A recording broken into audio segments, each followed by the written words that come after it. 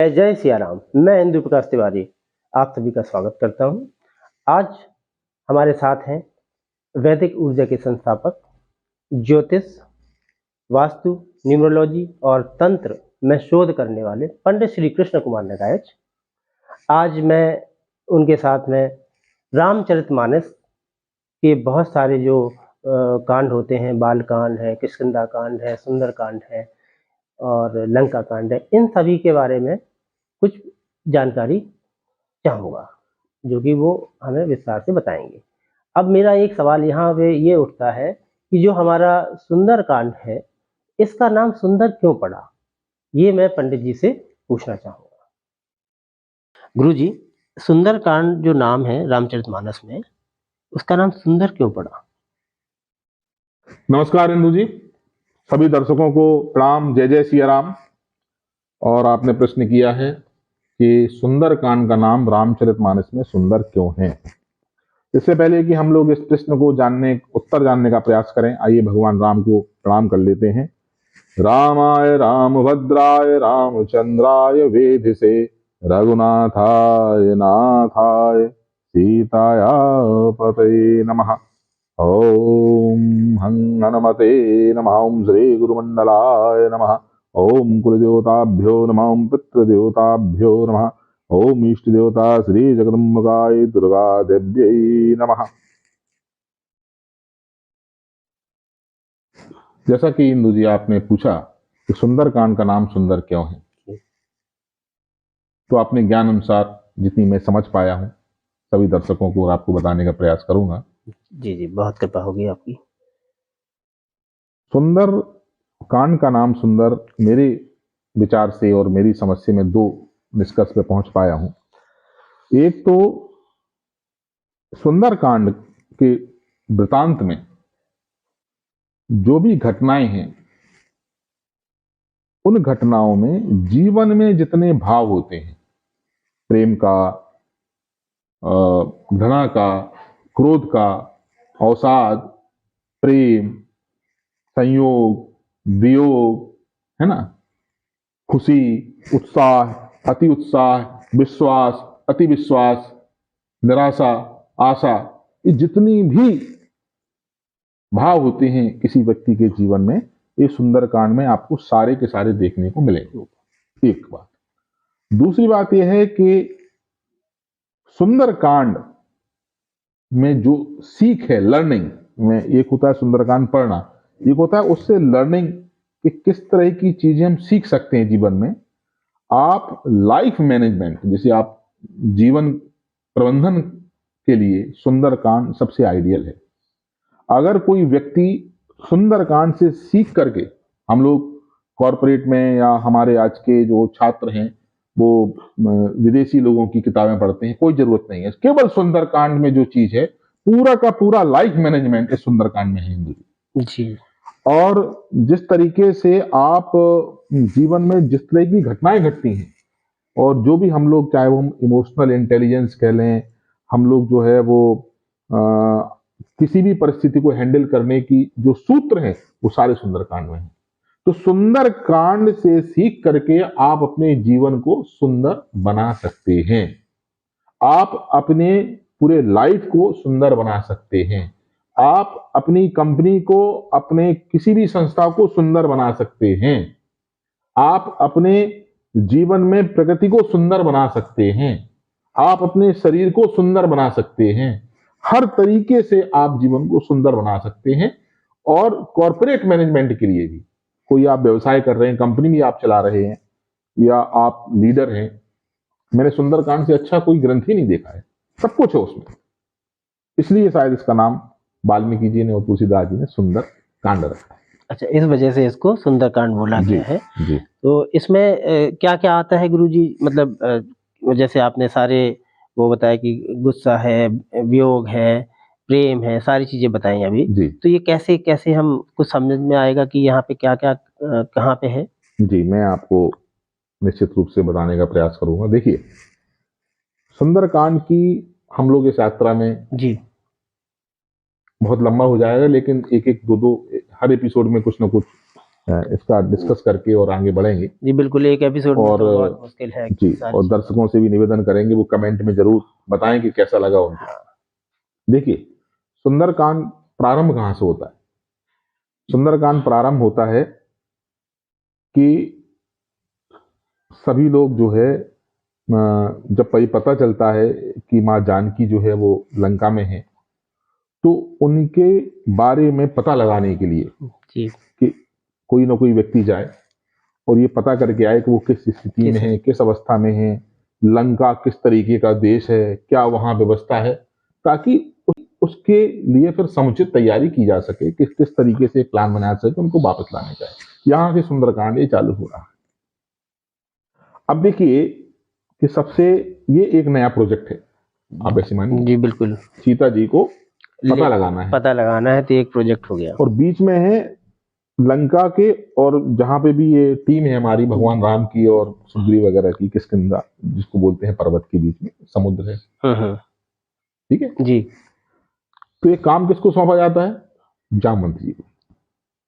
जामवंत जी जामवंत जी को बिल्कुल आगे ले जाते हैं कि भाई अब आप, वो कहते हैं कि हम आगे का किस तरीके से कौन करेगा, इसकी जो लीडरशिप है जामवंत जी को दी जाती है। मुझे लग रहा है वो सबसे सीनियर थे शायद उसमें। पहली लर्निंग यही है।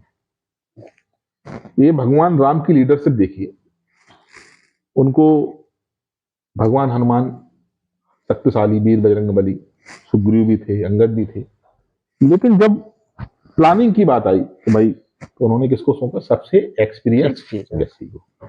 इसलिए पहली लर्निंग ये है, आज का यूथ इस बात को समझे और सभी को समझना चाहिए। जी बिल्कुल, कि जब भी आप कोई नया काम करने जा रहे हैं, नया प्रोजेक्ट में जा रहे हैं, तो आपको आप सीनियर्स को अवॉइड ना करें, अपने घर के बुजुर्गों से राय लें।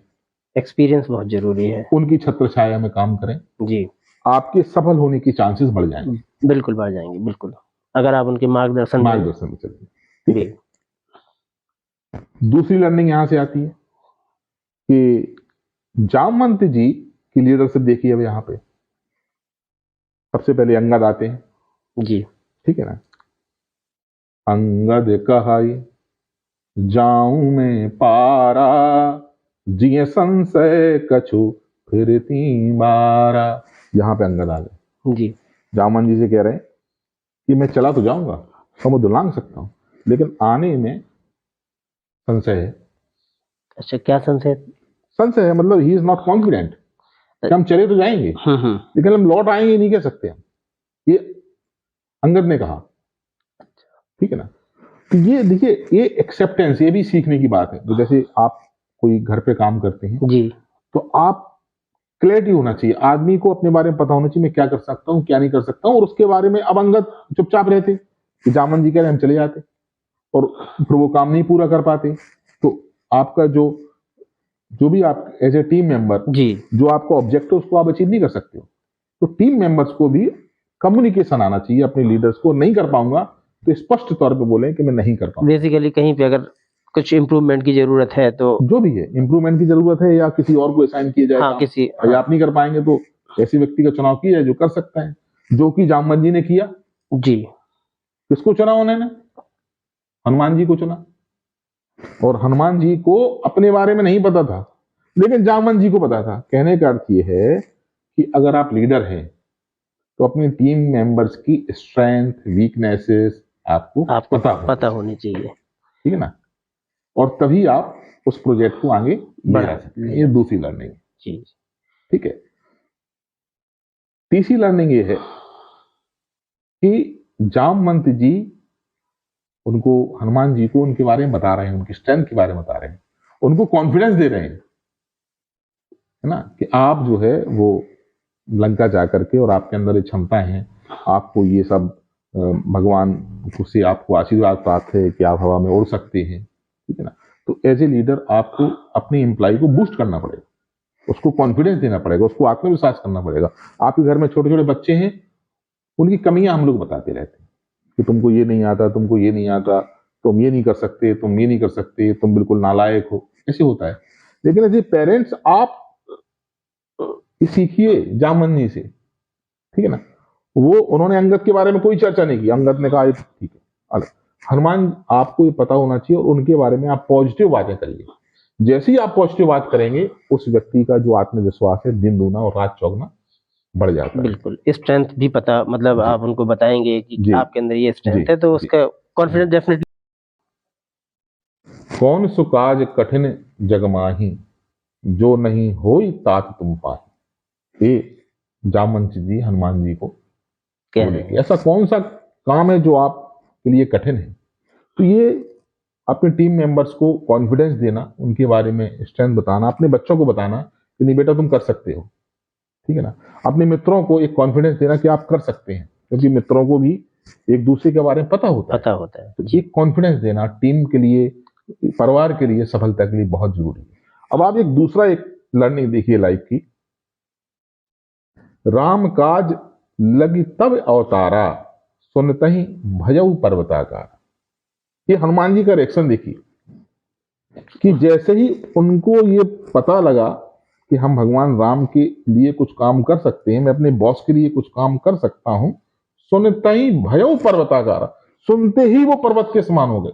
मतलब उनका अपने बारे में अच्छा सुनते हुए, और मैं किसी लायक हूं, पर्वताकार मतलब उनका जो कॉन्फिडेंस था, कॉन्फिडेंस बेसिकली। उनका जो आत्मविश्वास था, वो पर्वत के समान हो गया। जी, जी, जी, ठीक है ना। बिल्कुल। अब सीखने वाली बात क्या है, परिवार में किसी एक लड़के को, कुछ दो भाई है, एक को बोला गया पर्वताकार, क्या वो हो जाता है सरसों के दाना के आकार का, वो लगता है उसको हमको क्यों बोला गया। आप ऑफिस में किसी एक को बोला गया काम के लिए, अगर आप ये सोचेंगे कि मुझे क्यों बोला गया, ठीक है ना। जी, तो ऐसे एम्प्लाई या एज ए टीम मेंबर, यदि आपको कभी भी कोई अपॉर्चुनिटी मिलती है, और ये हनुमान जी सीखने वाली बात है, कोई काम मिला, कॉन्फिडेंस बिल्कुल। हाई, ठीक है। तो ये दूसरी बात है सीखने के लिए कि आपको अगर कोई भी रिस्पॉन्सिबिलिटी दी जाती है, हनुमान जी सीखने वाली बात है, तो उसको सहज रूप में स्वीकार करना, जी, पूरे खुशी के साथ में, जी, विश्वास के साथ में, और इस पॉजिटिव सकारात्मक स्पंदन के साथ में उसको आगे लेके जाना। ये जी, सुंदरकांड में देखिए, मैंने आपको अभी अभी जी, दो बिल्कुल, तीन चीजें बिल्कुल। यहीं तक आपको पता चल गई हैं, जी। ठीक है। और इसके बाद जो है हम आगे के एपिसोड में और भी चर्चाएं करेंगे, बिल्कुल, बिल्कुल, बिल्कुल। ठीक है। अ, आज के लिए गुरुजी से मैं यहीं पे सभी को जय जय सिया राम।